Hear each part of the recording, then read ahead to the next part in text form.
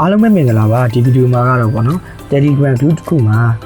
ဒီလိုမျိုး topic လေးခွဲပြီးတော့ဘယ်လိုလုပ်ထောင်လို့ရမလဲဆိုတာကိုပြပြပေးသွားမှာဖြစ်ပါတယ်။ Okay ပထမဦးဆုံးကျွန်တော်တို့ဒီအောက်မှာကင်မရာ button လေးရဲ့ K button အဝိုင်းလေးရေဆိုပြီးနှစ်ခုရှိပါတယ်။အဲ့မှာကျွန်တော်တို့က K button အဝိုင်းလေးကိုတစ်ချက်နှိပ်လိုက်ပါမယ်။ပြီးလို့ရှိရင်တော့ကျွန်တော်တို့ဒီမှာ new group ရဲ့ new contact ရဲ့ new channel ရဲ့ဆိုပြီးရှိပါတယ်။အဲ့မှာကျွန်တော်တို့က new group ကိုနှိပ်ကြမှာဖြစ်ပါတယ်။နှိပ်ပွားရဆိုရင်တော့ကျွန်တော်တို့ကဒီမှာ member တခါလေး add သွားလို့ရတယ်ကျွန်တော်တို့ထည့်ခြင်းတဲ့လူပေါ့နော်။ Okay ကျွန်တော်တို့မထည့်တော့တခါလေး arrow လေးကိုနှိပ်လိုက်ပါမယ်။ပြီးရင်တော့ကျွန်တော် group name ကိုနှိပ်လိုက်ပါမယ်။ group name ကတော့ကျွန်တော်တို့ဥပမာပေါ့နော် friend ပဲထားလိုက်ပါ friends ပြီးရင်ကျွန်တော်အမှန်ကြီးလေးနှိပ်လို့ရပါပြီ။ Okay ဒါရပါပြီဆိုရင်တော့ကျွန်တော် topic လေးဘယ်လိုခွဲမလဲဆိုရင်တော့ကျွန်တော်တို့ဒီမှာဒီ friends ဆိုတဲ့နေရာလေးကိုတစ်ချက်နှိပ်လိုက်ပါနှိပ်ပြီးပါပြီဆိုရင်ကျွန်တော်တို့ဒီနေရာမှာခဲတံလေးရှိပါတယ်ခဲတံလေးတစ်ချက်ထည့်နှိပ်ခဲတံလေးနှိပ်ပြီးပါပြီဆိုရင်တော့ကျွန်တော်တို့ဒီမှာ topic ဆိုတဲ့နေရာလေးမှာကျွန်တော်တို့ open လေးဖွင့်ပေးလိုက်ရပါမယ် open ဖွင့်ပေးပြီးပါပြီဆိုရင်တော့ကျွန်တော်တို့ topic လေးတွေခွဲလို့ရပြီပေါ့နော် okay အမှန်ကြီးလေးနှိပ်လိုက်ပါမယ်နှိပ်ပါပြီဆိုရင်တော့ကျွန်တော်တို့ဒီဘက်မှာအစလေး30ရှိပါတယ်ဒီနေရာလေးမှာပေါ့နော်အဆက်လေး30ရှိပါတယ်အဆက်လေး30ကိုကျွန်တော်နှိပ်ပြီးပါပြီဆိုရင်တော့ကျွန်တော်တို့ create topic ဆိုပြီးတော့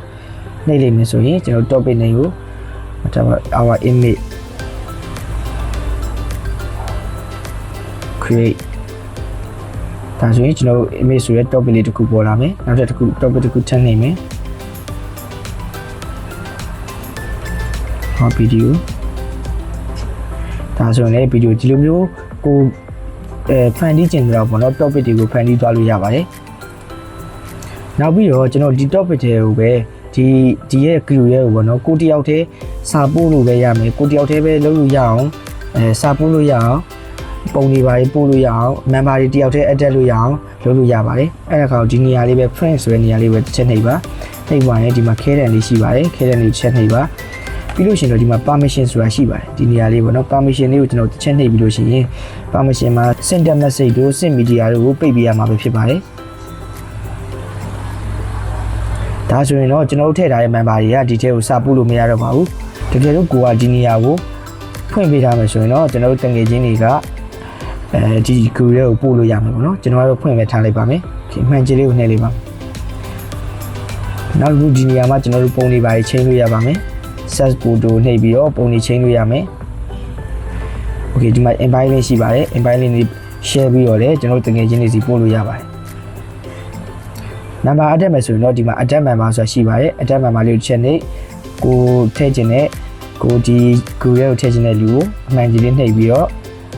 ထည့်သွားလို့ရပါတယ်ဟုတ်ကဲ့ပါဒီ view လေးရောက်ဒီလောက်ပါပဲနောက်ဗီဒီယိုမှာပြန်တွေ့ကြပါမယ်